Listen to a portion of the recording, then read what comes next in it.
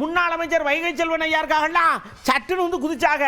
முதலமைச்சர் அவர்களே சடக்குன்னு ராஜினாமா பண்ணுங்க. அஜித் குமார் இறப்புக்கு நீங்க ஏதாவது இன்னும் நிறைய பண்ணணும்னு எதிர்பார்க்கும். ஆனா பண்ண மாட்டேங்கீங்களே அப்படின்னு ஆவலோடையும் ஏக்கத்தோடையும் கேட்கார்லா. நீதியை காப்பாற்ற வேண்டிய தமிழ்நாடு முதலமைச்சர் நீதி தவறை செய்திருக்கிறார். நீதி தவறிவிட்டார்.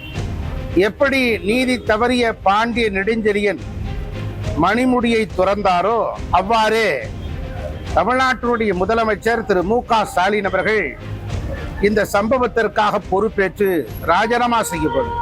ஒரு தனியாக குடியிருக்கக்கூடிய ஒரு வயது முதிர்ந்தவர்களை கணவன் மனைவியை கொன்று குவித்து வீட்டிலே கொள்ளையடித்து நகையை திருடு போய் கொண்டிருக்கிறது. அதற்கெல்லாம் உடனடியாக நடவடிக்கை எடுக்காமல் இந்த 9 பவுன் நகைக்காக தலைமைச் செயலகத்திலிருந்து அழுத்தம் கொடுத்து இது தனிப்படை அன்அபிஷியலாக அமைத்து அதை விசாரிக்க வேண்டிய காவல்துறை அலுவலகத்தில் இல்லாமல் தனியாக ஒரு இடத்துக்கு சென்று அழைத்து சென்று கடுமையாக தாக்கி அஜித் குமார் கொலை செய்யப்பட்டிருக்கிறார்.